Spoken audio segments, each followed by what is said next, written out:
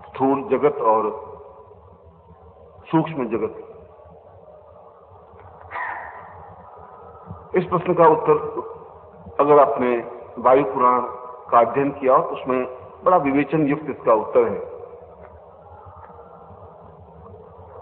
और कल मैं जहां आपके सूत्र को छोड़ रहा था उसी सूत्र को पकड़ करके आगे बढ़ रहा हूं। कल मैंने तुम्हें बताया था कि तुम सब लोग नींद में जीवित हो, नींद में ही गतिशील हो, इसलिए कि तुम जो कुछ कर रहे हो वो सब नींद में कर रहे हो, तुम्हें भान नहीं है। और जिस प्रकार से एक व्यक्ति स्वप्न में देखता है और वो उसमें एक पार्टिसिपेट करता है, वह उसमें एक भाग बनता है, वह उसमें एक सहायक बनता है। वो देख रहा है कि मैं ऊपर महलों के ऊपर से उड़ता हुआ जा रहा हूं और जाकर के ऐसा किया, वहां किया, ऐसा किया। अलग अलग स्वप्न आते हैं और उसमें कई बार ऐसा होता है कि डरावना स्वप्न इतना भयानक आता है कि एकदम से शरीर पसीना पसीना हो जाता है और आंख खुलते ही चीख निकल जाती है। ऐसा कई बार होता है। जब वो बिल्कुल एक अलग जगत था तो तुम्हारे शरीर पे उसका कोई इफेक्ट नहीं होना चाहिए था, मगर ऐसा होता है। जो ही आंख खुलती है तो ऐसा लगता है जैसे सारा शरीर थर-थर कांप रहा हो और अगर शरीर को टच करे तो लगेगा जैसे सारा शरीर पसीने से नहा गया है। इसका मतलब है तुम बिल्कुल उसमें पार्टिसिपेट थे। ऐसे कई बार तुम्हारे घर में तुम्हारी पत्नी की या भाई की या बहन की या तुम खुद स्वप्न देख रहे होंगे तो कई बार तो बड़ा मीठा स्वप्न देखते जा रहे हो, कई बार ऐसा एकदम दुखदायक स्वप्न भी दिखाई देता है कि एकदम से चीख निकल जाती है। उस सुखदायक स्वप्न में भी तुम शरीक होते हो, मतलब तुम उसमें पार्टिसिपेट हो। और अगर मैं तुमसे ही पूछूं कि तुम उसमें क्या कर रहे थे तो तुम कहोगे मैं नींद ले रहा था गुरुजी, पर स्वप्न देख रहा था। और मैं वही बात कह रहा हूं कि तुम इस समय नींद लिए हुए जिंदा मेरे सामने बैठे हो, नींद ले रहे हो और तुम मेरे सामने बैठे हो, चल रहे हो, गतिशील हो रहे हो। कल की मेरी बातचीत का आधारभूत सत्य ये था। मगर ये प्रश्न ये कह रहा है कि सूक्ष्म जगत और स्थूल जगत और जगत जागृति वही स्व जगत, जागता हुआ व्यक्ति ही जगत में रह सकता है, नींद लेने वाला व्यक्ति जगत में नहीं रह सकता, इसलिए उसको जगत कहा गया है।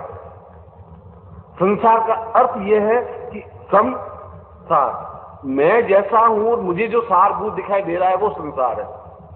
मैं जैसा हूं, मैं कामुक हूं तो कामुक स्त्री, किसी की स्त्री को देखता हूं और मुझे वो अच्छा लगता है तो ये संसार मेरा है, इसलिए मुझे संसार अच्छा लगता है। धनी व्यक्ति, लालची व्यक्ति को जहां धन दिखाई देता है, संसार अपने समान जो कुछ दिखाए, संसार में सब कुछ है, मंदिर भी है, शिवालय भी है, अच्छा ही है, बुरा ही है, मगर वो संसार करता है, अपने अनुरूप चीज को देख करके उसको प्रसन्नता होती है, इसलिए वो संसार में है। मगर तुमने संसार शब्द का प्रयोग नहीं किया, तुमने जगत शब्द का प्रयोग किया है। और वास्तव में ही जागृति, जो जागृत हो जाता है, और कल मैंने प्रवचन का समापन किया था कि प्रभु करे तुम्हें ठोकर लगे, और ठोकर तब लगेगी जब तुम्हें अत्यंत कोई प्रिय चीज हो, वह चीज देख करके तुम्हें उसकी असलियत मालूम पड़े, तब तुम्हें ठोकर लगेगी। मैंने कल बुद्ध का उदाहरण दिया कि बुद्ध ने महलों में रहा 20 साल, बाहर निकला ही नहीं, और उसका खुद का महल इतना बड़ा लंबा चौड़ा था कि महल में घूमने, खाने पीने, ऐश आराम, भोग विलास सब कुछ, और केवल 17.5 साल की उम्र में उसकी यशोधरा से शादी हो गई। और आपको मालूम होना चाहिए कि उस सिद्धार्थ की, जिसको आगे जाके बुद्ध कहा गया, सिद्धार्थ के राजमहल में ही शादी हुई, कन्या को लाकर के शादी की गई। मगर पहली बार जब बाहर निकला, तब वो संसार निकला था, जब लौटा तो जगत में लौटा। जब निकला तो उसने देखा कि ये ऐसा एकदम से इतना बुढ़ा, जर्जर, हड्डियों का ढांचा निकला हुआ आदमी, लाठी लिए हुए, कमर झुकी हुई जा रहा है। तो उसने कहा कि सारथी ये क्या चीज है, ये ऐसा। उसने कहा कि जो पैदा हुआ है वह बुढ़ा तो हो गई, और वृद्ध होने पर ऐसी स्थिति बनती है। उसको पहला ठोकर लगी। उसने कहा ऐसी हालत होती है क्या? क्योंकि उसने तो केवल दासियां देखी, बहुत सुंदर दासियां, रानी को देखा, बड़ा सुंदर रानी, जवान स्त्रियों को देखा, जवान नौकरों को देखा, जवान अपने आप को देखा, केवल यौवन में ही विचरण करता रहा। भोग विलास के अलावा उसकी जिंदगी में, तुम्हारी जिंदगी में तो शायद उतना भोग विलास रहा ही नहीं, इतना सुख तुमने देखा ही नहीं, अगर उसको सुख कहे, उतना धन तुम्हारे पास तो है ही नहीं। मगर उसके बाद भी वो जगत में खड़ा हुआ, उसने कहा कि ऐसी मेरी हालत भी होगी क्या सारथी? उसने कहा जरूर होगी, होगी तो सही। एक जवान है, जवान में वृद्धावस्था तो आएगी, आएगी तब ऐसी स्थिति बनेगी। और जो ही आगे निकला तो अर्थी निकली, उसको फिर धक्का लगा। उसने कहा ये क्या चीज है, ऐसा उसने कभी देखा नहीं। फिर दूसरी बार ठोकर लगने की कोशिश हुई। उनका सारथी ये क्या है? उसने कहा कि वृद्धावस्था के बाद या कभी मृत्यु हो जाती है तो उसको संसार में ले जाते हैं, मर जाता है। उनका मर जाता है तो फिर ये नौकर चाकर दास दासी रथ सारथी, उसने कहा ये तो कुछ साथ नहीं जाता, उस व्यक्ति को कफन में लपेट करके जला देते हैं। तो उसने कहा सारथी क्या मैं भी मरूंगा? ठीक महाराज, मैं ऐसा अशुभ बात बोलना तो नहीं चाहता, मगर जो पैदा हुआ है मरेगा तो जरूर। और दूसरी बात ठोकर लगी, क्योंकि उसको आंख खुली, चेतना हुई, चिंतन हुआ, जागा। नींद में था, 19.5 साल नींद में रहा और ठोकर लगी। और ठोकर लगते ही उसने कहा कि नहीं, जब अगर इसी रास्ते पर ही चलना है, ऐसा वृद्ध ही होना है, ऐसा संसार यात्रा करना है, तो मैं ऐसी जिंदगी में नहीं चल सकता। फिर ऐसी जिंदगी में तो हर एक जा ही रहा है, फिर ये जिंदगी मेरे काम की नहीं है, मुझे उस दूसरे रास्ते को पकड़ना है। अब दूसरे रास्ते को कैसे पकड़े ये इसको ज्ञान नहीं था। और उसने कहा दूसरा रास्ता इस महल में नहीं मिल सकता, जहां मिलेगा वहां जाऊंगा। और उस जवान 19 साल की पत्नी को, उस राहुल को छोड़ करके बाहर निकल गया। पहली बात, शायद उतनी सुंदर पत्नी तुम्हारे नहीं होगी, शायद उतना सुख तुम्हारे पास नहीं होगा, उतना वैभव तुम्हारे पास नहीं होगा, उतना धन भी तुम्हारे पास नहीं होगा, उतना ऐश्वर्य भी तुम्हारे पास तो नहीं होगा। उसके पास तुमसे कई गुना ज्यादा जार था, मगर उसको ठोकर लगी, तुम्हें ठोकर नहीं लग पा रही है। और इसलिए ठोकर नहीं लग पा रही है कि कई बार लोहे के किवाड़ जब बंद हो जाते हैं तो 5 साल 20 15 साल अगर बंद रहे तो जंग लग जाता है। और जंग लगे हुए लोहे के किवाड़ों को धक्का भी दें 4-6 बार तो भी वो चरमराते जरूर है, खुलते नहीं।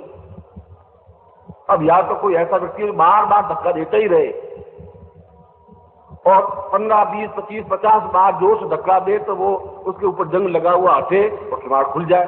पर किवाड़ खुलते ही बाहर की ताजी हवा अंदर आएगी।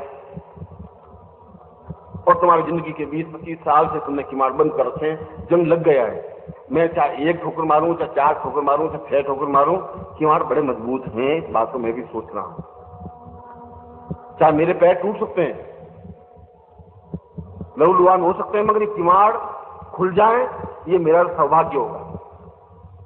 तुम्हारा सौभाग्य हो या नहीं हो, पर मैं उस क्षण को सौभाग्य मानूंगा जिस क्षण किवाड़ खुल सके, तुम ताजी हवा की सांस ले सको, तुम एहसास कर सको कि जागृति ये चीज। हम जागने के बाद जो कुछ देखें और वह देखने की क्रिया अपने आप से आनंददायक है, अद्भुत है। वह देख सकता है जो जागा हुआ हो, जो जागा हुआ है ही नहीं वह उसका आनंद ले ही नहीं सकता, उसको देख ही नहीं सकता। तुम नहीं देख सकते। तुम वैसा ही है कि जैसे स्वप्न में देखा कि बहुत गए और नोटों की वर्षा हो रही और तुम्हें नोट कछड़ी में लपेटे और ये बड़ा पसंद और उसको लाद रहे हैं और लाद करके चल रहे हैं और घर में आए हैं और घर में आते ही अपने कोने में रख दिए नोट और सोचा कि अब कोई चिंता की बात नहीं है। आंख खुल जाती, आंख खुलते तो देखते हैं कि कोई फटा हुआ कुर्ता पहना हुआ और फटी हुई धोती। अभी इतने नोटों की गठड़ी बांध करके ला रहा था, क्या हो गया? तुम वैसी जीवन जी रहे हो क्योंकि तुम्हारा सारा जीवन कल्पनाओं में ही व्यतीत होता है। तुम में से अधिकांश लोग कल्पना में जीवित हैं और जो तुम्हें कल्पना देता है तुम बहुत पसंद होते हो। जब गुरु कहता है चिंता मत करो, आने वाला समय तुम्हारा बहुत अच्छा है, मैं आशीर्वाद देता हूं, तो बहुत खुश होते हो, ये गुरु जी बहुत अच्छे हैं, कि बस सब ठीक हो जाए। गुरु जी ने कह दिया है सब ठीक हो जाएगा। गुरु जी मेरी पत्नी बहुत बीमार है, गुरु जी ठीक हो जाएगी। गुरु जी यही कहेंगे बेचारे। अब गुरु जी ये तो कहेंगे भाई तेरी पत्नी मर जाएगी, तू जा सारा, ऐसा कहीं नहीं। क्यों? गुरु जी तुम्हारे उन बीच में ही रहते हैं जो तुम बैठे हो वहीं। या तो मुझमें क्षमता है मैं तुम्हें ठोकर मारूं, या तो ये हो, मगर अगर मैं ठोकर मारूंगा तो तुम दूसरी बार मेरे पास आओगे ही नहीं। ये गुरु जी तो बेकार है, वहां जोधपुर जाना व्यर्थ है। वहां तो अगर कहेंगे तो उल्टे ही बोलेंगे कि जाते और बीमारी होगी सारी। अब मुझे मालूम है वो बीमार होगी, उसका भोग भोगने 5 साल और वो बीमार रहेगी। और अगर मैं कहूंगा कि वो 5 साल बीमार रहेगी तेरे, गुरु जी अशुभ बात मत निकालो, बस ठीक है, और तुम दूसरी बार मेरे पास नहीं आओगे। और मैं ऐसा नहीं चाहता कि मैं दूसरी बार तुम्हें ठोकर नहीं मारने का साधन ही नहीं मिले, इसलिए मैं कहूंगा ठीक है, आशीर्वाद है, सब ठीक हो जाए। मुझे कहना पड़ रहा है। और जब मैं ऐसा कहता हूं तो बहुत प्रसन्न होते हैं कि गुरु जी ने आशीर्वाद अच्छा, गुरु जी बहुत ऐसा कुछ ठीक हो जाए। इसलिए कि तुम कल्पनाओं में आदी हो गए जिंदा रहने, यथार्थ से तुम्हारा सामना कम पड़ रहा है। यथार्थ कड़वा भी हो सकता है, मगर कड़वा हो सकता है मगर बहुत ताकतवान हो सकता है, क्षमतावान हो सकता है, जिसमें चैलेंज है, जिसमें कुछ कर गुजरने की एक भावना है, वह ठोकर खा सकता है। वो ठोकर खा सकता है तो वो ठोकर दे भी सकता है, फिर सारा ब्रह्मांड उसकी ठोकर में रहता है। जो सन्यासी होता है वो राजा भी उसके चरणों में गिरता है, उसने कहा सारा क्या देगा मुझे, उधर खड़ा। वो सन्यासी कह सकता है, तुम नहीं कह सकते, तुम में कहने की क्षमता नहीं आती। और उस जगत का आनंद वही ले सकता है जो जागा हुआ है। और मैंने कहा कि तुम अपने प्रयत्नों से नहीं जा सकते, कभी ठोकर लग जाए, और प्रत्येक को ठोकर लगी, तुलसी को ठोकर लगी, कबीर को ठोकर लगी, बुद्ध को ठोकर लगी, महावीर को ठोकर लगी, राम को ठोकर लगी, कृष्ण को ठोकर लगी, तो खड़े हुए। वही तुम्हारे जैसे ही आदमी थे, पैदा होते ही कोई भगवान नहीं थे। तुम में और उनमें कुछ अंतर नहीं, बुद्ध में और तुम में कुछ अंतर नहीं है। हो सकता है तुम आगे जाके बुद्ध बन सको, क्योंकि बुद्ध ने ठोकर खाई और खाने के बाद एहसास किया, और तुम नित्य देखने होने के बावजूद भी शायद उस एहसास को नहीं कर सको। ये तुम्हारा दुर्भाग्य है। और यदि तुम्हें ठोकर मारे, तुम्हें बुरा लगे, तो समझना चाहिए किससे बड़ा दुर्भाग्य तुम्हारी जिंदगी में कुछ नहीं हो सकता, क्योंकि पहले ठोकर देने वाला मिलेगा ही नहीं। भिखारी मिलेंगे, जो गुरु होंगे वो भीख मांगने वाले मिलेंगे, गिड़गिड़ाने वाले मिलेंगे, हाथ जोड़ने वाले मिलेंगे। वे गुरु नहीं बन सकते। गुरु ठोकर मारता है, कहता है गलत है, ये तुम्हारा जीवन इस ढंग से नहीं जी सकते, ये नहीं है। इसलिए कल मैंने तुम्हें कहा था कि तुम जो यहां साधना कर रहे हो, जो शिष्य हो मेरे, जो काम कर रहे हो, उनमें और बाकी लोगों में बहुत बड़ा अंतर है। ये अंतर है कि उनको यही पता नहीं कि वो कहां है, तुम्हें ये पता है कि तुम उस पगडंडी पर हो जहां पे तुम्हें चलना है, और तुम चल सकते हो। ये बहुत बड़ा अंतर है, क्योंकि बाकी लोग नींद में भटक रहे हैं, उनको पता ही नहीं पगडंडी कहां से प्रारंभ होती है। तुम्हें इस बात का पता है कि हम पगडंडी पर खड़े हैं। अब ये पगडंडी पर गतिशील होना, पांव तुम्हें बढ़ाना है। मैं तुम्हारे पीछे खड़ा हूं, प्रत्येक कदम पर तुम आगे पांव बढ़ाओगे तो मैं खड़ा हूं। तुम जड़वत खड़े हो तो मैं तुम्हें धक्के मार सकता हूं, रोज धक्के मारता हूं, क्योंकि कल से मैंने कहा तुम्हें रोज धक्के मारने के लिए आ जाऊं, पूछा सी बात करको। और इसलिए आज पूछ रहा हूं कि मेरे धक्के लगाने से तुम्हें तकलीफ होती हो तो फिर मैं नहीं आऊं। मैं वही बता रहा हूं, पूछ रहा हूं, क्योंकि तुम्हारा आराम का टाइम है, नींद लेने का टाइम हो तो फिर मेरा यहां आना व्यर्थ हो जाएगा। क्योंकि मेरा उद्देश्य, मेरा लक्ष्य, मेरा चिंतन, मेरा विचार, इस समय मैं आराम से घर में लेटा हुआ उपन्यास पढ़ सकता हूं, मुझे ज्यादा अच्छा नहीं लगता। शायद मैं उस टीवी को देखता तो शायद अगर मैं उसको सुख मिलता तो, मगर मुझे सुख मिल सकता है अपने शिष्यों के बीच। इसलिए कि मेरा एक कर्तव्य, मेरा एक धर्म, जिंदगी का एक मर्म है। मैंने अपने किसी प्रवचन में एक बात कही थी कि भगवान कृष्ण के बाद 2500 वर्षों बाद बुद्ध पैदा हुआ।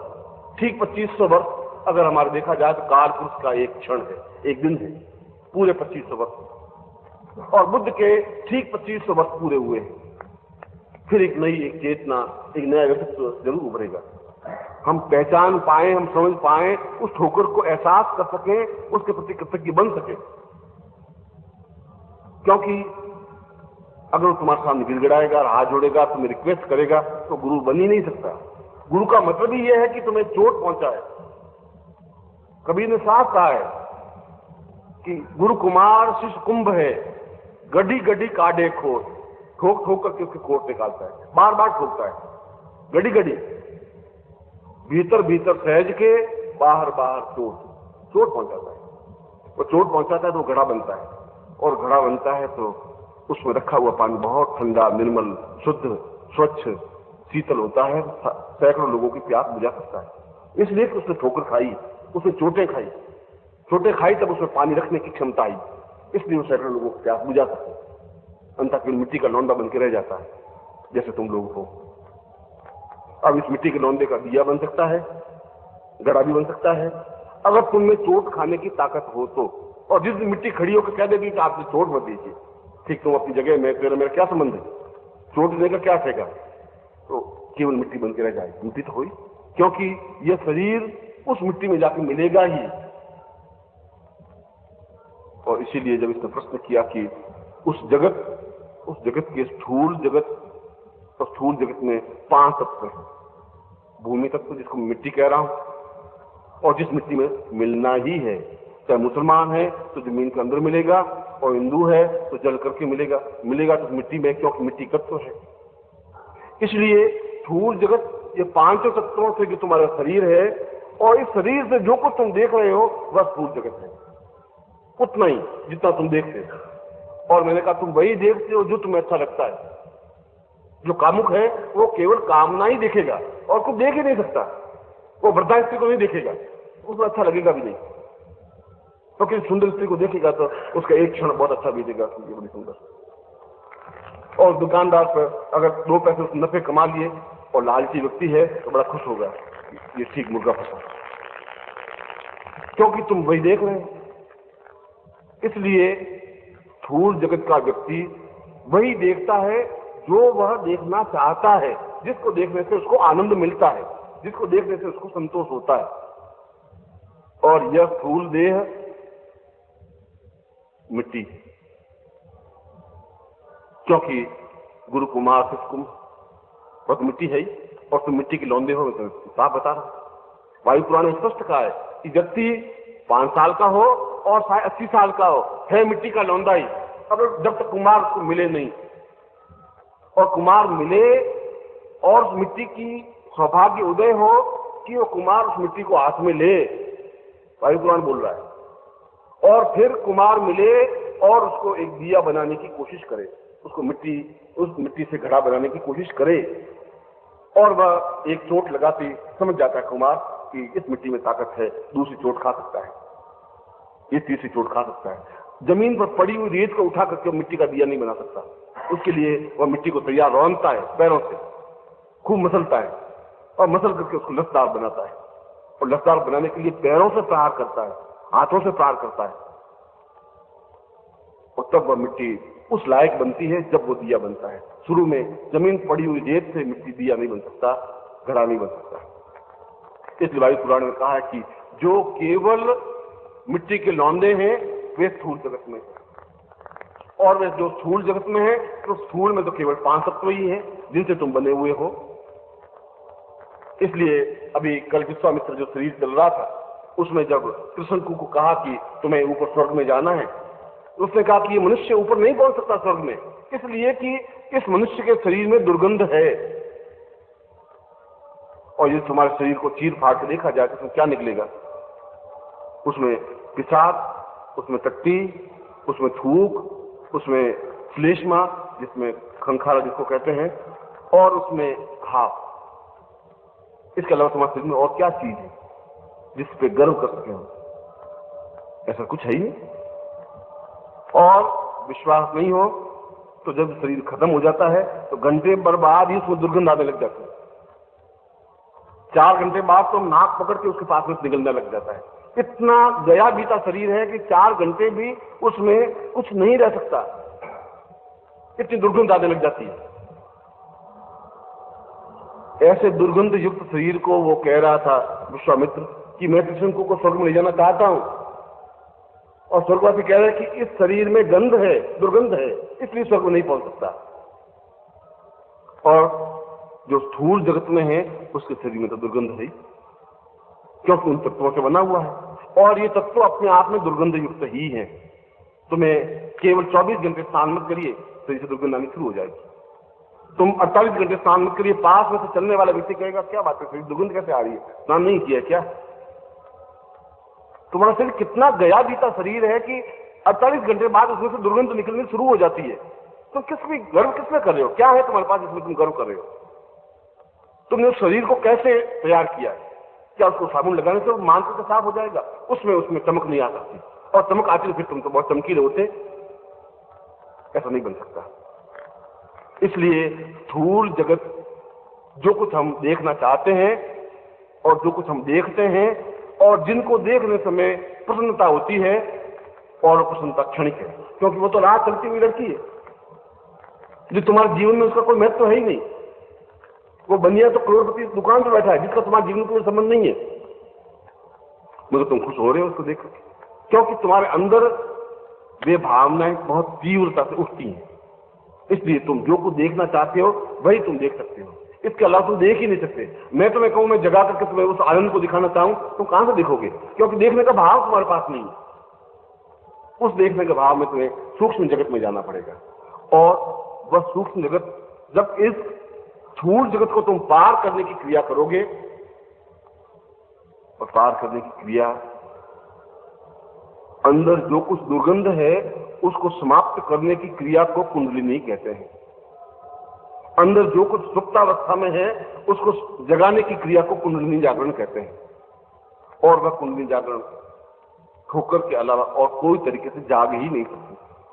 अगर किसी संपेरे को देखा हो तो सांप अगर लेटा पड़ा हुआ है और वो बजाता भी है पूंगी, तो सांप उठता ही नहीं, तो आज तो उसको छेड़ते हैं, 1 बार 2 बार 4 बार छेड़ते सांप खड़ा होता और खड़ा होकर नृत्य करने लग जाता है।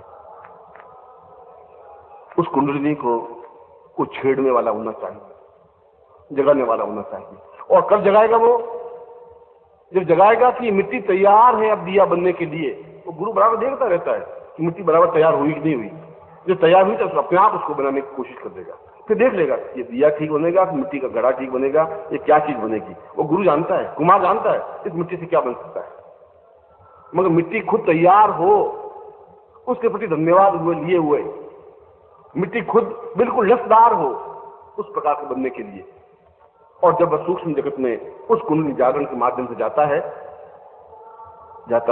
उस गुरु की कृपा से, उस गुरु के ठोकर से, उस गुरु की चेतना से, उसके विचार से, उसके व्यवहार से, उसके कहने के अनुसार।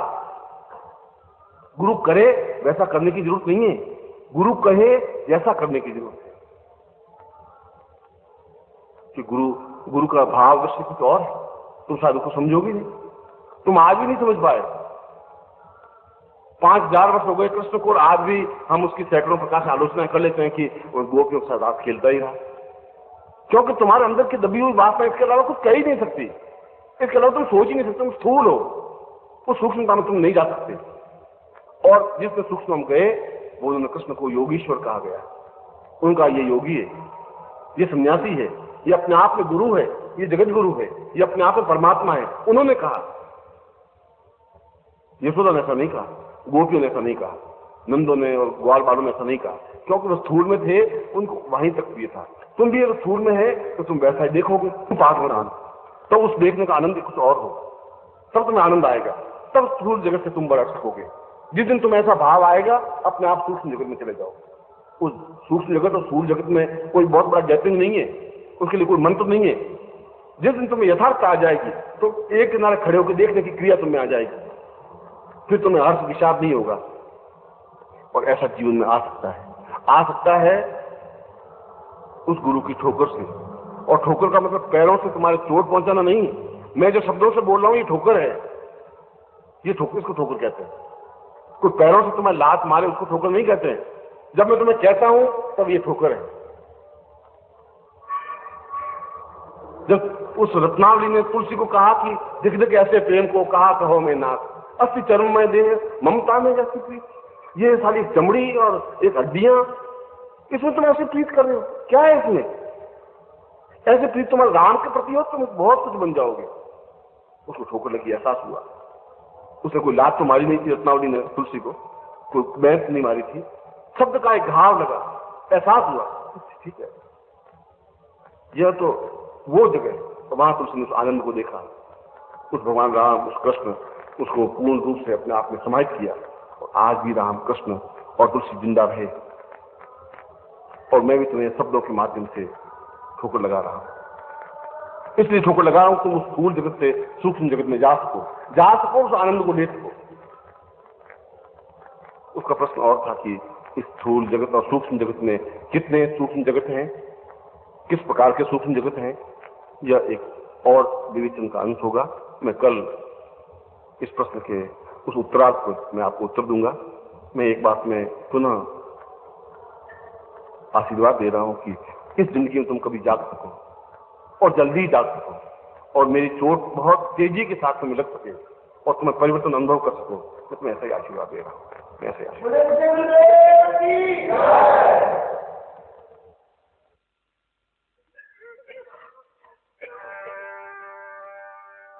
अब ये जो सामने झांकी बनी हुई है इसकी ओर आप देखें।